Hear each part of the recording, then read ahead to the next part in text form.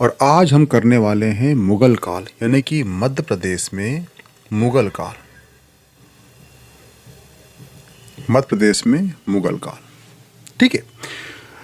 तो मैं बता चुका था पहले कि जो भी राजा कहाँ पर दिल्ली में शासन करेगा, अगर उसे साउथ इंडिया जाना है या राजस्थान जाना है, उसके लिए उसको मध्य प्रदेश में जो राजा है उससे उसको भिड़ना पड़ेगा, युद्ध करना पड़ेगा, ठीक है। तो आप देखना कि संतलत काल हो या मुगल काल हो, इन दोनों के शासकों ने मध्य प्रदेश के जो राज सिंहासन है, जो राजवंश है, यहाँ पर आक्रमण किया है। हुआ क्लियर, ठीक है। और ये जो दुर्ग है ये किसने बनाया है? तो ये बनाया है राजा सूरज सेन ने।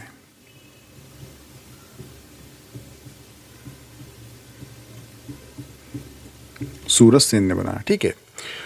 कब बनाया है? तो ये बनाया है 6th सेंचुरी शताब्दी, 6वीं शताब्दी में ये दुर्ग को बनाया गया है। किसके द्वारा? राजा सूरज सेन के द्वारा। अब आपके मन में सवाल उठ रहा होगा कि इस किले को ग्वालियर दुर्ग क्यों कहा गया है? तो एक संत हुए हैं, उनका नाम है संत ग्वालिपा। संत ग्वालिपा के नाम पर ही इस ग्वालियर दुर्ग रखा गया है। ऐसा क्यों? ऐसा कहा जाता है कि जो ये हुए हैं, कौन? अपने सूरज सेन हुए हैं, इनको हुआ था कुष्ठ रोग, और कुष्ठ रोग को ठीक किया था किन्होंने? ग्वालिपा ऋषि ने। इसलिए इस ऋषि के नाम पर ही इस दुर्ग का नाम रखा गया है ग्वालियर दुर्ग। और जो जिला आप नाम पढ़ते हो ग्वालियर जिला, वो भी इनके नाम पर ही रखा गया है कि ये जो जिला है, कौन सा? ग्वालियर दुर्ग जो जिला है, ये एक्चुअली ग्वालियर जिले में स्थित है, जिनका नाम जो है ऋषि ग्वालिपा के नाम पर रखा गया है। हुआ क्लियर पूरी कहानी, ठीक है। ये ध्यान रखना, ठीक है। नेक्स्ट क्वेश्चन है, बाबर ने चंदेरी पर आक्रमण किस शासक के विरुद्ध किया था? तो बाबर पढ़ने से पहले आपको ध्यान होना चाहिए कि बाबर जो भारत में एंट्री कहाँ से लिया था, क्यों लिया था, कौन से युद्ध किया था। क्योंकि बाबर ना होता तो भारत में हम जो हिस्ट्री पढ़ते हैं मुगलों की, ये हिस्ट्री नहीं पढ़ी जाती। हुआ क्लियर, ठीक है। तो जो बाबर है ये एक्चुअली 12 वर्ष की अवस्था में इसके पिता मर जाते हैं। और आज का जो उज्बेकिस्तान है उसके पहले ये था परगना। तो जो उज्बेकिस्तान है वहाँ पे ये शासक बन जाता है। लेकिन इसके चाचा जो होते हैं, इस सिंहासन के लिए आपस में इनके बीच में तनाव पैदा होता है। इसीलिए जो बाबर है, बाबर जो है ये 1504 में कहाँ आ जाता है? काबुल। काबुल में ये अधिपत्य कर लेता है। तो क्वेश्चन ये भी आ चुका है कि बाबर ने काबुल पर कब कब्जा किया था? तो ये किया था 1504 को, ठीक है। लेकिन ध्यान रखना कि यहाँ पर है प्यारा भारत। हुआ क्लियर? और यहाँ पर है दिल्ली और यहाँ पर है राजस्थान, ठीक है। राजस्थान में इस समय राजपूतों का उदय हो रहा था, और दिल्ली में कौन था? वो था संतलत काल के अंतर्गत लोधी वंश। हुआ क्लियर? और जहाँ तक जो काबुल है, ठीक है, जो यानी कि जो अपना बाबर है, इसके चाचा वाचा जो है, ठीक है, उन्होंने किसने बोला था कि तुम ये आसपास जो छोटी मोटी लड़ाई लड़ते हो और यहाँ पे जो लूट मार मचाए हो, ये छोटी चीज़ है। आप चलो वहाँ दिल्ली, और दिल्ली में अपार सोना है, उसे जीत लो आप, ठीक है। हम वहाँ पर सिंहासन करेंगे और आप वहाँ से आ जाना लूट कर। तो बाबर को इनवाइट करते हैं यहाँ पर लूटने के लिए। कहाँ? भारत देश में, ठीक है। और आप देखना कि जो इब्राहिम लोदी है और राजपूत, ये दो शक्तिशाली थे। तो यहाँ पर क्या, इनके बीच में तनाव पैदा होता रहता है। इसलिए बाबर जो है यहाँ पे आता है, और बाबर जब आता है तो इसके बीच में पानीपत में युद्ध होता है। वो होता है 21 अप्रैल 1526 को, ठीक है। और जो इब्राहिम लोदी होता है ये बाबर से डायरेक्ट युद्ध करता है। मैं ऐसा क्यों बता रहा हूँ? क्योंकि दिल्ली सल्तनत का एकमात्र शासक होता है इब्राहिम लोदी, जो युद्ध करते हुए मारा जाता है। नहीं तो हमने जितना अभी पढ़ चुके हैं, आप देखना कि जैसे कि आइन उल मुल्क मुल्तानी है, उसने मालवा में आधिपत्य किया था, ठीक है। और जो नेतृत्व किसका था, वो था अलाउद्दीन खिलजी का। शासक कौन था, सुल्तान कौन था, वो था जलालुद्दीन। जलालुद्दीन चाचा था उसका, भतीजा कौन, अलाउद्दीन। और उसका सेनापति कौन था, आइन उल मुल्क। तो देखा जाए तो ये सेनापति इनकी ओर से युद्ध करते हैं। शासक या सुल्तान अभी तक युद्ध नहीं किया था। ठीक है, तो यहाँ पर जो है क्वेश्चन आएगा आपसे कि ऐसा कौन सा सुल्तान है जो युद्ध में मारा गया था, प्रथम सुल्तान, तो वो है इब्राहिम लोदी।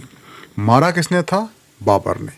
और ये डेट मैं लिखा हूँ यहाँ पर, कौन सी, 21 अप्रैल। ये क्यों लिखा हूँ, क्योंकि एक बार कब, मध्य प्रदेश पीएससी ने, एमपी पीएससी ने 2016 में या 17 में क्वेश्चन कर लिया था कि पानीपत का प्रथम युद्ध किस तारीख को हुआ था। तो तारीख आपको याद रखना है कि ये प्रथम युद्ध था, इसलिए ध्यान रखना जो भी टर्निंग पॉइंट होता है युद्ध, वो युद्ध आपको तारीख सहित याद होना चाहिए। क्योंकि पानीपत का युद्ध ये डिसाइड कर रहा है कि भारत में मुगल काल की स्थापना होगी या नहीं होगी। बाबर युद्ध जीता, इसलिए भारत में मुगल काल की स्थापना हो गई। यानी कि पानीपत का युद्ध आपको कब हुआ था, किस तारीख को हुआ था, किस मंथ को हुआ था, ये आपको याद होना चाहिए। हुआ क्लियर? ठीक है। अब इसके बाद आप देखो तो दिल्ली में कौन बाबर बढ़ गया, ठीक है। राजस्थान में कौन थे, राजपूत थे। राजपूत में कौन था, वो था राणा सांगा। हुआ क्लियर? और राणा सांगा के बीच में और बाबर के बीच में होता है खनवा का युद्ध, ठीक है। इन दोनों के बीच में होता है युद्ध। लेकिन युद्ध होने के पहले ध्यान रखना कि बाबर की सेना इसके बारे में, यानी कि राणा सांगा के बारे में जान लेती है कि ये बहुत ही शक्तिशाली राजपूत है और ये आज तक कोई भी युद्ध नहीं हारा है। इसलिए इसकी सेना, बाबर की सेना हथियार डाल देती है और बोलती है कि हम युद्ध नहीं लड़ेंगे। वो राणा सांगा है, छोटा मोटा आदमी नहीं है।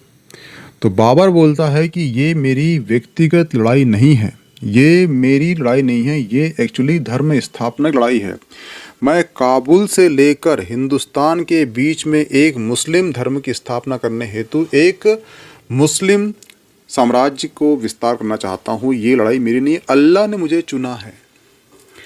ये बाबर जो है अपने सैनिक को लालच देता है और बोलता है कि अगर हम ये युद्ध लड़ लेंगे तो जो मुस्लिम धर्म है वो स्थापित हो जाएगा। इसलिए बाबर बोलता है कि अल्लाह ने मुझे चुना है, तुम युद्ध करो अथवा ना करो, बाबर तो युद्ध लड़ेगा, भला ही वो मारा क्यों ना जाए। तो ये बोलता है कौन, बाबर। और इस प्रकार से धर्म की आड़ में ये देता है लालच अपनी सेना को। और ये जो तरकीब होती है उसे कहते हैं जिहाद। यानी कि धर्म स्थापना के लिए तुम किसी भी हद तक चले जाना जिहाद कहलाता है। जिहाद का मीनिंग एक नेगेटिव फॉर्म में हो चुका है इस युद्ध के पश्चात। तो जिहाद का असली मतलब होता है कि आप किसी भी लक्ष्य को प्राप्ति करने के लिए जिस स्तर तक जा सकते हो उस स्तर को बोलते हैं जिहाद करना।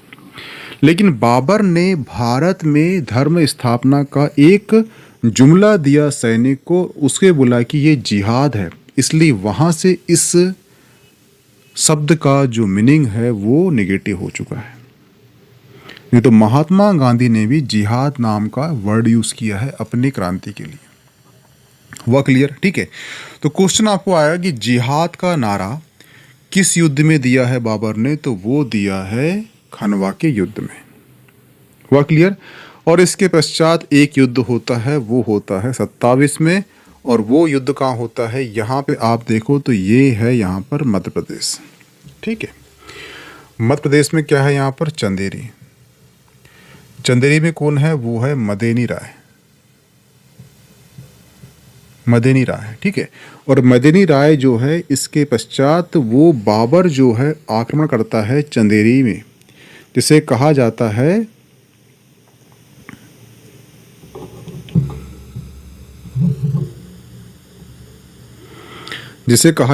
चंदेरी का युद्ध, चंदावर का युद्ध। ठीक है। तो बाबर जो है चंदेरी में क्यों करता है आक्रमण, अगर आपसे क्वेश्चन कर ले इंटरव्यू में, ठीक है, या आपको मेंस में कर ले, तो उसका रीज़न है राणा सांगा। मैंने कल बताया था आपको कि राणा सांगा और महमूद दूती के बीच में युद्ध हुआ है 1519 में। कहाँ पर?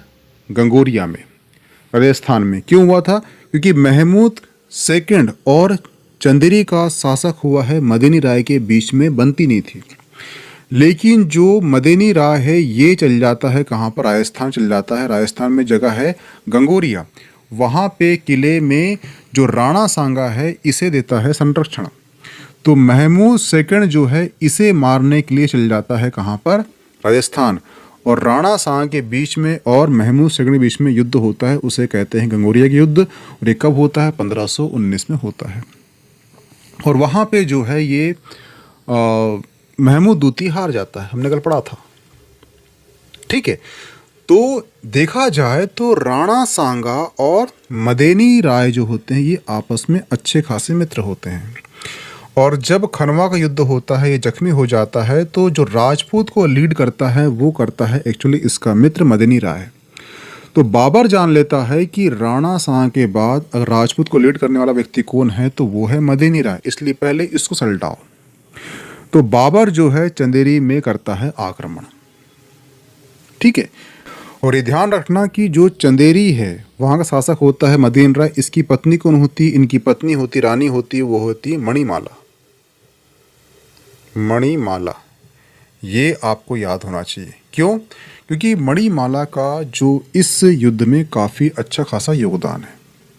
क्योंकि जब राजा मदनी राय और मणिमाला जो है युद्ध के 2-3 दिन गुजरते हैं, तो जो मुग़ल सेना या जो बाबर की सेना के जो भी रहता है वज़ीर या सेनापति, वो आता है इसके पश्चात। इसके बाद आता है मदनी राय के पास आता है कि तुम युद्ध से पीछे हट जाओ, अभी भी वक्त है, तुम सरेंडर कर दो, ठीक है।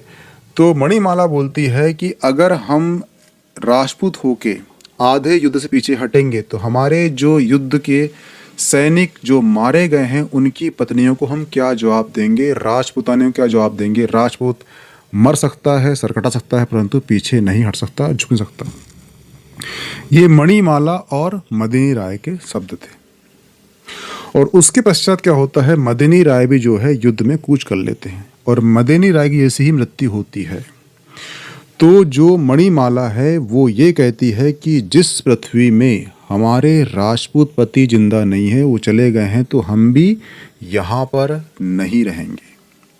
और इस प्रकार से ये 1600 कितने 1600 राजपूत रानी के साथ कर लेती है जौहर, ठीक है। इसलिए आप देखना कि चंदेरी के किले में जौहर कुंड है। क्वेश्चन ये भी आता है कि जौहर कुंड कहाँ पर है, तो चंदेरी के किले में जौहर कुंड है। और जब बाबर यह युद्ध जीत जाता है तो बाबर आता है चंदेरी किले में। लेकिन राजपूत जो है यहाँ वीरता से लड़ते हैं कि उनका खून से पूरा दरवाज़ा सन जाता है। और जैसे ही वो आके देखता है दरवाजे को तो पूरा खून ही खून होता है राजपूतों का। तो उसके मुंह से वर्ड निकलते हैं कि आ खूनी दरवाज़ा। तो आपको एक क्वेश्चन ये भी आता है कि किस किले में खूनी दरवाज़ा है, तो वो है चंदेरी का किला।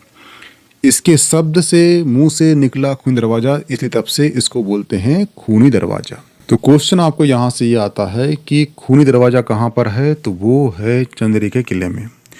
जौहर कुंड कहाँ पर है, तो वो है चंदेरी किले में। यहाँ पर 1600 राजपूत रानियों ने जौहर किया था। और ये युद्ध जो है मध्य प्रदेश में हुआ है। मध्य प्रदेश का इतिहास बहुत डीप पूछता है, इसलिए आपको यहाँ पर डेट वाइज याद होना चाहिए। वो है 29 जनवरी 1528 को ये युद्ध हुआ था।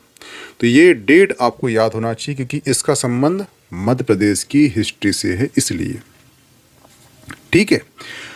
और ये जो युद्ध जीता था, जो बाबर है, चारों युद्ध लड़ा उसने, 26, 27, 28, 29, ये जीता कैसे? तो उसके पीछे रीज़न है, उसके पास थी तोपें।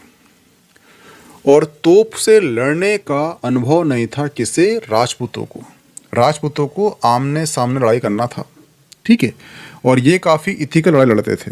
अगर किसी की तलवार गिर गई है तो उस पर प्रहार नहीं करेंगे, उसके पास तलवार होना चाहिए, तलवार इस पर होना चाहिए, दोनों के पास तलवार तो युद्ध होगा, दोनों के पास भाला होना चाहिए, दोनों के पास गदा होना चाहिए। यानी कि सेम योद्धाओं के बीच में युद्ध होता था, यानी इतना इथिकल युद्ध होता था। और ये आया था लूटने के लिए, ये एक तरह का डाकू था, ठीक है, लुटेरा था, तो ये कुछ भी कर रहा है, तोपे का यूज़ कर लिया, तो तोप थी इसके पश्चात, तोप थी, इसीलिए ये चारों युद्ध जीत गया। लेकिन क्वेश्चन ये उठता है कि शेर शाह सूरी जो है ये अकबर का अग्रज है, और अकबर का बाप कौन है? वो है हुमायूं। हुमायूं बाप कौन है? वो है बाबर। तो बाबर का बेटा हुमायूं है, ये चौस और कन्नौज के युद्ध में शेर शाह सूरी से कैसे हारा? तो उसके पीछे रीज़न है, शेर शाह सूरी बाबर का सेनापति रह चुका था, और वो जानता था कि बाबर का बेटा हुमायूं है, हुमायूं के पास क्या है? तोपें हैं, उसको हराना है तो हमें युद्ध जो है वहाँ करना पड़ेगा, तब करना पड़ेगा जब तोपें ना चले, और वो तब करता है चौस और कन्नौज का युद्ध जब तोपें काम नहीं करती। और इस प्रकार से हुमायूं को यहाँ से भागना पड़ता है और सूरी वंश की स्थापना होती है। हुआ क्लियर? यानी कहने मतलब ये है कि तोहफे ना होती तो बाबर एंटर नहीं कर पाता, मुगल काल हम नहीं पढ़ते। राजपूत इसलिए हार गए थे क्योंकि उनके पास तोपे नहीं थी, तोपे होती तो बाबर खत्म हो जाता पहले ही। हुआ क्लियर? ठीक है, तो क्वेश्चन का आंसर क्या होगा? वो होगा ऑप्शन ए, मदेनी राय जो है चंदेरी के आक्रमण के वक्त वहाँ का शासक था। हुआ क्लियर? ये पूरी कहानी आपको बनना चाहिए।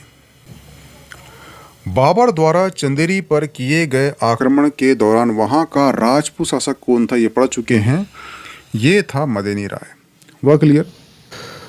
नेक्स्ट क्वेश्चन है, अकबर के आक्रमण के समय आसिरगढ़ दुर्ग किस वंश के अधिकार में था? क्वेश्चन ये उठता है कि अकबर ने इस आसिरगढ़ किले में आक्रमण क्यों किया? तो उसके पीछे रीज़न है, आप देखिए, ये है भारत, प्यारा भारत, ठीक है, और ये है प्यारा एमपी, ठीक है, और यहाँ पर है विंध्य पर्वत और सतपुड़ा रेंज, सतपुड़ा रेंज, ठीक है, और यहाँ पर है किला, कौन सा? आसिरगढ़ किला, ठीक है।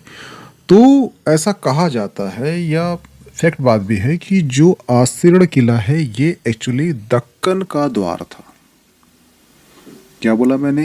दक्कन का द्वार। यानी कि अगर आपको साउथ इंडिया जाना है तो आपके अधिकार में ये जो आसिरगढ़ किला है ये होना चाहिए, ठीक है। और बता चुका था मैं कि अमीर खुसरो ने अलाउद्दीन को कहा था कि जो दक्कन की कुंजी कहाँ छुपी हुई है? वो छुपी हुई है मांडू में, क्योंकि मांडू को आप जीतोगे तब आप जा पाओगे आसिरगढ़, और आसिरगढ़ जीत लिए आपने तो आपका जो दक्षिण का द्वार है ये खुल जाएगा। इसलिए मुगल जो था, यानी कि जो अकबर काल था, अकबर काल में सभी उसने जीत लिया था, परंतु ये क्षेत्र रह गया था, कौन सा? आसिरगढ़ किला, और उसे अपना साम्राज्य विस्तार करना था। कहाँ से? साउथ इंडिया, इधर पश्चिम बंगाल और इधर काबुल तक सब कुछ हो चुका था, लेकिन जो आसिरगढ़ किला है ये उसके आधिपत्य में नहीं था। इसीलिए अकबर ने आसिरगढ़ किले में किया आक्रमण। कहा जाता है कि इसे उसने सोने की चाबी से खोला था।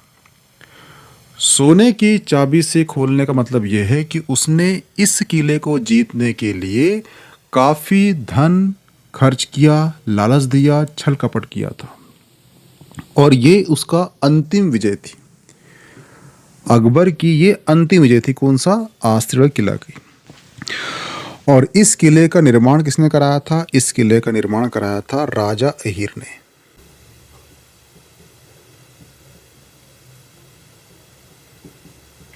किसने कराया था? राजा अहीर ने कराया था, ठीक है।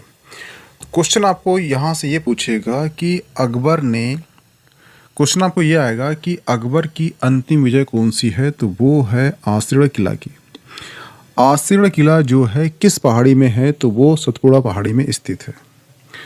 आसिरगढ़ किला जो है ये क्या है? तो ये दक्कन का द्वार कहलाता है।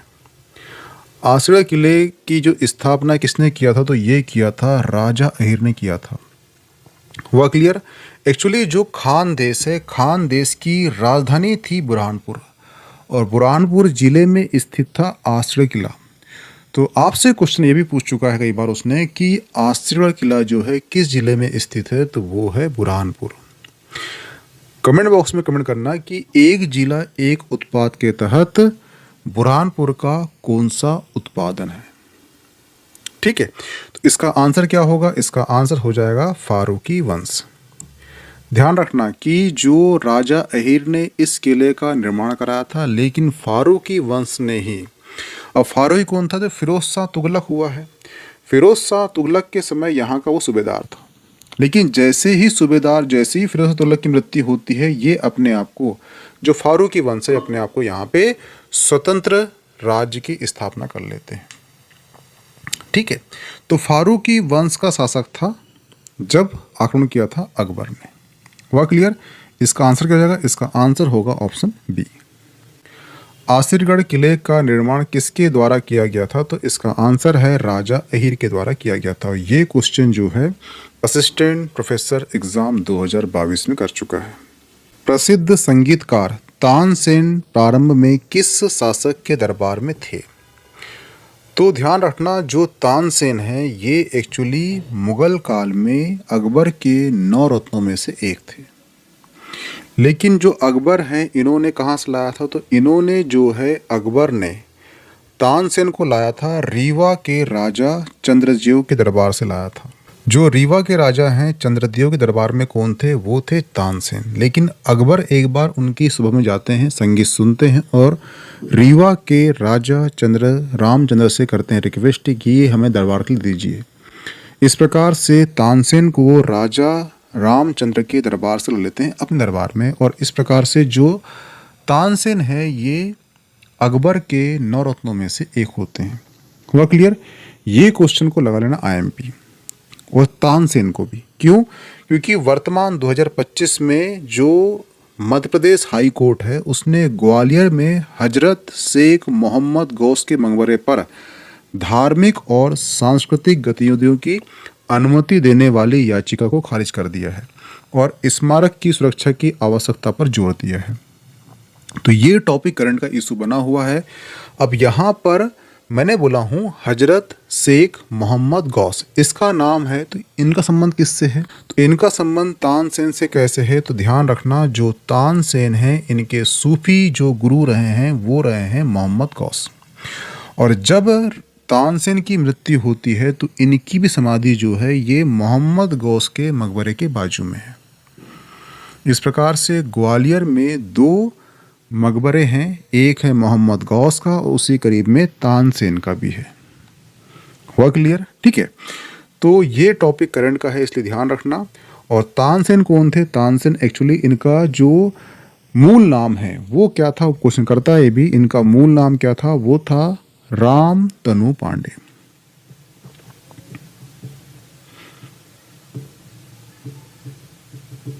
क्या नाम था? रामतनु पांडे। हुआ क्लियर? ठीक है, और ये भी ध्यान रखना कि अकबर जो सम्राट हुआ है उसने रामतनु पांडे यानी कि तानसेन को एक दी थी उपाधि। कौन सी उपाधि थी? वो थी मियाँ की। मियाँ की उपाधि प्रदान की थी किसे? अकबर ने तानसेन को। हुआ क्लियर? जिसका अर्थ क्या होता है? इसका अर्थ होता है गुरु।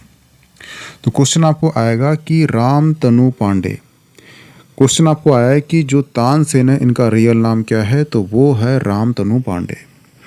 रामतनु पांडे या तानसेन जो है सर्वप्रथम किस शासक के दरबार में अपनी सेवा दिए हैं? तो वो हैं रीवा के राजा रामचंद्र। क्वेश्चन ये भी आएगा ऐसे कौन से 2 शासक हैं जिनके दरबार में तानसेन रहे? तो एक है अकबर और एक है रामचंद्र।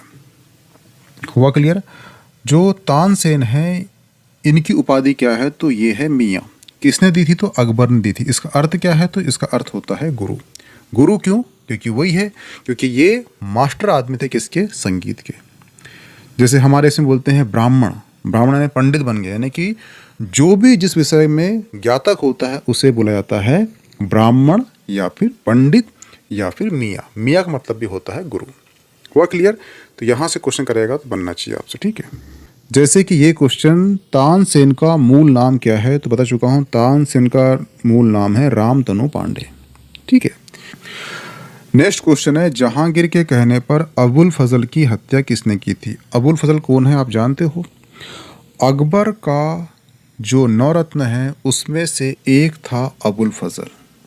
ठीक है, और अबुल फजल की रचना कौन सी है? तो वो है फारसी भाषा में इन्होंने रचना की है क्या? अकबरनामा एक। ठीक है, और दूसरा है आईने ए अकबरी, आईने ए अकबरी। हुआ क्लियर? और ये भी ध्यान रखना कि जो आईने अकबरी है ये एक्चुअली कोई अलग से बुक नहीं है, ये अकबरनामा का ही थर्ड पार्ट है।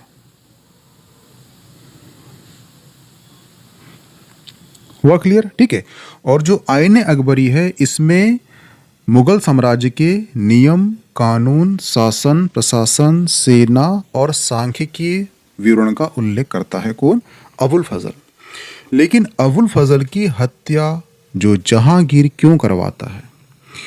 वो इसलिए करवाता है क्योंकि अबुल फजल जो है अकबर का काफ़ी करीबी होता है और अकबर के बाद राजा बनना चाहता है जहांगीर, और जहांगीर जो है सिंहासन में बैठने के लिए ये रोड़ा होता है क्योंकि ये अबुल फजल काफ़ी करीब होता है। इसलिए तो इसे लगता है कि अगर मैं इसे निपटा दूंगा तो मैं सिंहासन जल्दी प्राप्त कर लूँगा, इसलिए जहांगीर जो है अबुल फजल की हत्या करवाता है। लेकिन किससे करवाता है? ये करवाता है अपने मित्र किसे? वीर सिंह बुंदेला के हाथ। सवाल ये उठता है कि वीर सिंह बुंदेला इसको मारता क्यों है? क्योंकि जो जहांगीर बोलता है कि अगर ये निपटा तो मैं बन जाऊंगा यहाँ का बादशाह और तू बन जाएगा बुंदेलखंड का बादशाह या राजा। तो इसके लालच में आकर वीर सिंह बुंदेला जो है अबुल फजल की हत्या कर देता है, और जब हत्या कर देता है तो ये बन जाता है बादशाह और ये बन जाता है राजा। इसीलिए जहांगीर और वीर सिंह बुंदेला के बीच में काफ़ी अच्छी दोस्ती होती है। इसलिए वीर सिंह बुंदेला जो है कहाँ पर? ओरछा में जहांगीर महल का निर्माण करवाता है। क्योंकि एक बार जो है जहांगीर बोलता है कि मैं आ रहा हूँ, वो वीर सिंह बुंदेला बोलता है कि तुम आ रहे हो तो आपकी व्यवस्था करना पड़ेगा, इसलिए एक महल बना लेंगे हम। लेकिन जहांगीर बोलता है कि नहीं, हम तो टेंट में रहेंगे, कोई दिक्कत नहीं है, मत बनाओ। तो जहाँ वीर सिंह बुंदेला बोलता है कि नहीं, मैं तो बनाऊंगा आपके लिए, और ये बनाता है। ठीक है, लेकिन क्या होता है कि ये महल में एक दिन रुकता है बस वो। कौन? जहांगीर। और वो कंप्लीट होता भी नहीं है क्योंकि ये पूरे कारीगर ला लेता है कि तुम बनाओ, यहाँ पे जहांगीर रुकेंगे। लेकिन वो एक दिन रुकता है, महल बनता भी नहीं तब, और बाद में महल बनने के लिए वो तैयार भी होता है, लेकिन जहांगीर वहाँ से निकल लेता है। तो वीर सिंह बुंदेला बोलता है कि तुम रुके भी नहीं हो, तो रुको, तो 3-3 महीने की बात है, बन जाएगा जो भी है। ठीक है, जहांगीर बोलता है कि नहीं, मैं नेक्स्ट टाइम आऊँगा, रुकूंगा मैं। तो नेक्स्ट टाइम आने के लिए वीर सिंह बुंदेला बोलता है कि ठीक है दोस्त, तुम जब भी आओगे तभी ये महल बन के तैयार होगा और तभी ये गेट खुलेगा इसका, नहीं तो ये बंद रहेगा। तो इस प्रकार क्या होता है, महल तो बन जाता है जहांगीर महल, लेकिन जो जहांगीर है उस महल में नहीं आ पाता। बाद में इसकी मृत्यु हो जाती है, बाद में इसकी मृत्यु हो जाती है, और वो महल बंद का बंद रहता है। और इसके बाद आता है ब्रिटिश काल। ब्रिटिश काल बताया जाता है अंग्रेजों को कि यहाँ पे जहांगीर महल है, इसमें बहुत से कमरे हैं, ठीक है, जो बंद पड़ा हुआ है। तो अंग्रेज लोग जो होते हैं, ये बुंदेला, जो वीर सिंह बुंदेला होता है, इसके जो खानदानी लोग होते हैं उनसे करते हैं रिक्वेस्ट। वो बोलते हैं कि हम नहीं खोलेंगे, तुम्हें खोलना तुम खोलो। पर जब खोलते हैं तो वहाँ पे ऐसी कुछ क्रियाएं होती है कि उसका नाम हो जाता है भुताई बंगला। ठीक है, आज तक बंद है, लेकिन बीच में गवर्नमेंट ने कलाई की जो विदेशी होते हैं वो भूत प्रेत पे विश्वास नहीं रखते, उनको रुकाया जाए। तो वो 2-3 विदेशी आके रुके, कोई दिक्कत नहीं, परंतु एक विदेशी की वहाँ पे मृत्यु हो गई अटैक से।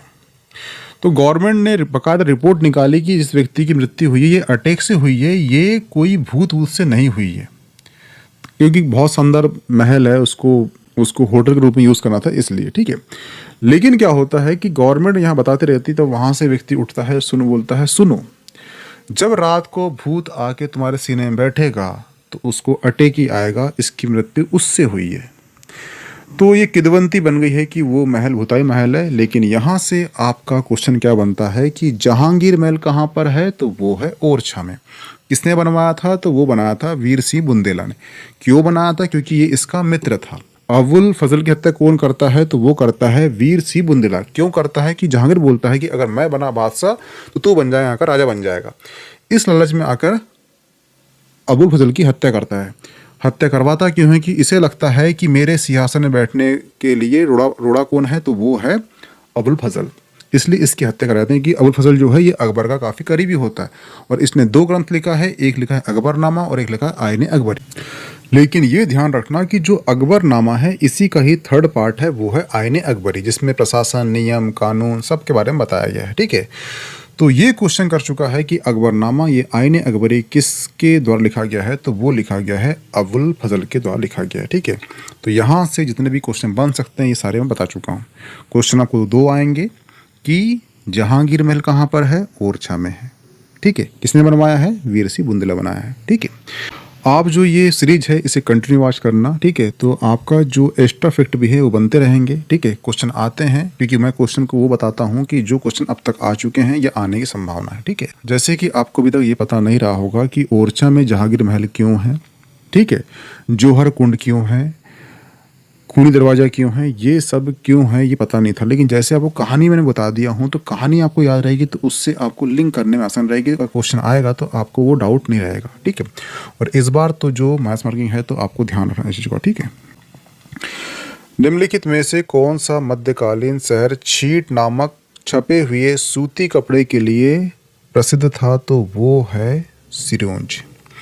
जो सिरोंज है ये एक्चुअली छीट मतलब होता है कि छपा हुआ सूती का कपड़े के लिए ये प्रसिद्ध था मध्यकाल में, इसलिए ये क्वेश्चन करा है। और ये कहाँ पर है सिरोंज, वर्तमान में देखा जाए तो ये है विदिशा जिले में स्थित है और ये मध्यकालीन एक व्यापारिक प्रमुख केंद्र रहा है, तो इसलिए इसको ध्यान रखना। हुआ क्लियर। तोमर वंश का संस्थापक कौन था, ध्यान रखना मैंने तोमर वंश नहीं पढ़ाया है। ठीक है, अलग से राजवंश पढ़ाया था, उसमें मैंने तोमर वंश को नहीं पढ़ाया है। तो तोमर वंश का ध्यान रखना, ये राजवंश बाद में ऐड हुआ है। ठीक है, तो यहाँ से 3 क्वेश्चन करेगा। संस्थापक कौन था, किस क्षेत्र में शासन करे हैं, ठीक है, और इसके प्रमुख शासक कौन से थे। ठीक है, तो तोमर वंश का संस्थापक कौन है, तो वो है वीर सिंह देव। ऑप्शन सी सही हो जाएगा। ये कौन है, संस्थापक है। ठीक है, और जो तोमर वंश है इन्होंने ग्वालियर में, कहाँ पर जो शासन किया है वो किया है ग्वालियर में, ग्वालियर क्षेत्र में इन्होंने शासन किया है। ठीक है, और जो वीर सिंह है ये एक्चुअली साहित्य और कला का प्रेमी था। इसकी रचना है वीर सिंहावलोक और दुर्गा भक्ति तरंगणी। क्या है इसकी रचना है, ठीक है, तो ध्यान रखना इसकी रचना है 2, बता चुका हूं मैं कि वो है वीर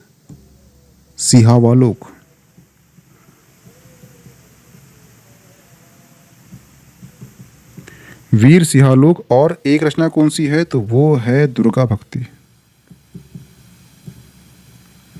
भक्ति तरंगणी। ठीक है, ये 2 रचना हमें कभी क्वेश्चन कर सकता है कि तोमर वंश का ऐसा शासक कौन सा है जिसकी वीर सिंहावलोक रचना है, तो वो है वीर सिंह देव की। और वीर सिंह देव कौन है, तो ये एक्चुअली संस्थापक भी किसका, तोमर वंश का। ठीक है, ये ध्यान रखना। ठीक है, तो इतने क्वेश्चन यहाँ से करेगा तोमर वंश से। इसके बाहर क्वेश्चन जाएंगे कि ये क्वेश्चन, ये जो राजवंश बाद में ऐड हुआ है, तो सिंपल सी ये संस्थापक कौन था, किस क्षेत्र में था, शासक कौन सा है। अब ये सिंपल सी बात है कि जो बंदा साहित्य और कला क्षेत्र में निपुण है, उसने जो रचनाएं लिखा है तो रचनाएं आपको याद होना चाहिए। हुआ क्लियर। ग्वालियर के किले को किसने भारत के किलों की माला में मोती कहा था, ये किसने कहा था, ये कहा था बाबर ने। हुआ क्लियर। इसके बारे में हम पूरा पढ़ चुके हैं। ध्यान रखना कि जो ग्वालियर किला है इसके अंतर्गत आपको मिलेगा सास बहू मंदिर।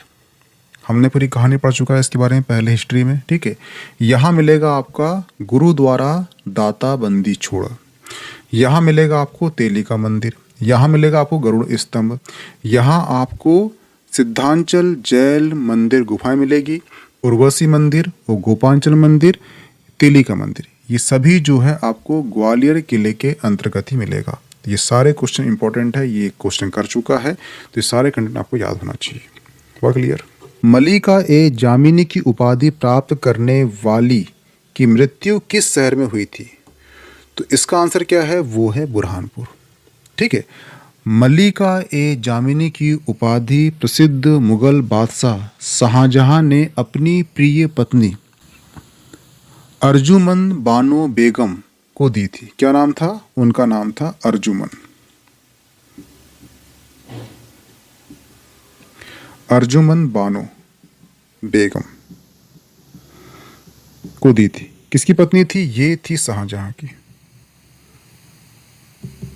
ठीक है, इनकी पत्नी की उपाधि दी थी किसने? शाहजहां ने दी थी। किसे? वो दी थी अर्जुमंद बानो बेगम को दी थी मल्लिका ए जामिनी की।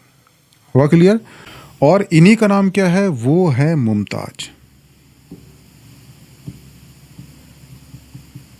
ठीक है, और इन्हीं के नाम पर बना है मुमताज महल। तो मुमताज महल की मृत्यु जो है ये 17 जून 1631 को बुरहानपुर शहर में हुई थी, जब वे 14वें संतान को जन्म देने वाली थी।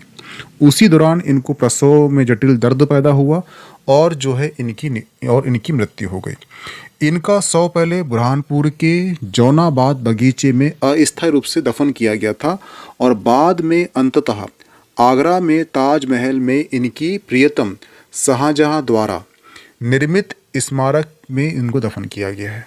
तो क्वेश्चन यहाँ से आएगा, मल्लिका ए जामिनी किसकी उपाधि थी? ये थी अर्जुमंद बानो बेगम की, जो मुमताज थी, जो शाहजहां की पत्नी थी।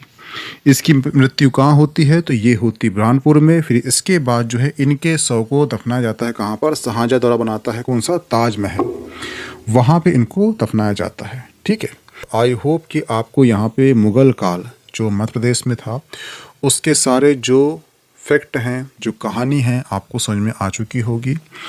जो भी डाउट होगा आप कमेंट कर देना, मैं उसे और कर लूँगा क्लियर नेक्स्ट लेक्चर में। ठीक है, इसकी पीडीएफ मिल जाएगी आपको मेवांश एकेडमी के टेलीग्राम ग्रुप में, तो प्लीज़ ज्वाइन कर लीजिए। Okay, thanks. बहुत से जो स्टूडेंट हैं वो एक्चुअली पीडीएफ की डिमांड कर रहे हैं कि आपके नोट्स दे दीजिए। एक्चुअली क्या है, नोट्स बनने को टाइम लगेगा, तो जो पीडीएफ मिल रही है आपको वो आप डाउनलोड कर लीजिए, उस पर अभी काम चला लीजिए। ठीक है, और हो सके तो कोई भी अच्छी कोचिंग आप चूज़ कर लीजिए। ठीक है, वहाँ के नोट्स ले लीजिए और ये जो लेक्चर रहेंगे, ठीक है, इसमें पूरी कहानी रहेगी, वो फैक्ट रहेंगे, नोट्स रहेगी, तो आपका सिलेबस वैसे ही कवर हो जाएगा। क्योंकि मैंने आपको देखना कि यूनिट 10 जो है ये कवर हो चुकी है, यूनिट जो 9 ये कवर हो चुकी है, यूनिट 2 का काम चल रहा है। ठीक है, तो हो सके तो जितने यूनिट है मैं सारे के पीवाई को ला दूंगा आपके एग्ज़ाम तक। आप बस फॉलो करते रहिए, वॉच करते रहिए। आपका प्री का एग्ज़ाम हो या मेंस का एग्ज़ाम हो, मैं सभी कवर कराऊंगा। ठीक है, अभी हम बात करते हैं प्री की, और प्री के चल रहे हैं पीवाई की, तो इसे आप वॉच कीजिए। ओके, थैंक्स, मिलते हैं नेक्स्ट टॉपिक में।